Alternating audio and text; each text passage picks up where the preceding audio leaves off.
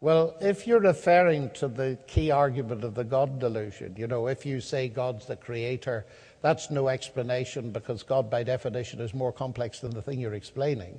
And anyway, if you regard God as creator, you'll have to logically ask who created the creator that created the creator that created, and so on. And so God doesn't exist, end of story. Is that what you're thinking about? It is. Well, well, maybe I should restate that. That's what Richard Dawkins is thinking about. Yes, that's what he's thinking about. And it rather amazed me. I mean, I was used to getting that from people in Russia, but not people in Oxford. Because, well, let's think about it, you see. God is more complex than the thing you're explaining. There are two questions there, really. So let's look at them both briefly, if I may. So God is not an explanation. So when I put it to Dawkins this way, I said, Richard, I pick up a book. It's called The God Delusion. It's about 450 pages long. It's quite complicated. So I ask about its origin. And I discovered its creator was a person called Richard Dawkins. And his mind is infinitely more complex than the book. So I dismiss that explanation on the basis that the explanation is more complex than the thing I'm explaining.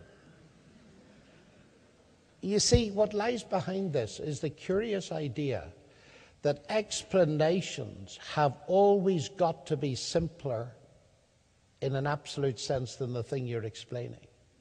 It seems to me that's a totally trivial objection. Point number two is even more trivial when you think about it. Who created the creator? And it's caught a lot of people out. It's what philosophers call the complex question, which means that it's the kind of question that by its formulation, it closes out the only possible answer that makes sense. Now let me try to explain that to you. Who created X? Now what does that mean as a question? It means that you are assuming that X is created. Who created X? Assumes that X is created. So if you're asking the question, who created God, you're assuming God is created before you start. But what if he isn't? If Richard Dawkins had written a book called The Created God's Delusion, I don't think many people would have bought it.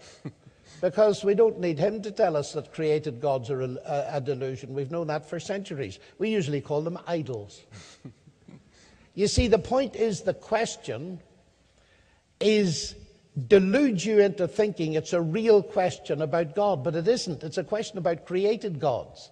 And the answer is they are a delusion. But the central claim of the three great monotheistic religions is that God never came to be. He is eternal. He wasn't created, so the question doesn't even apply to him. But there's a sting in the tail, you see.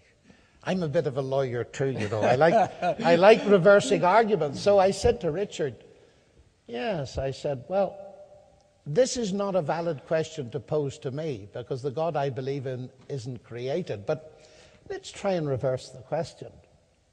You, Richard Dawkins, believe that the universe created you. So who created your creator?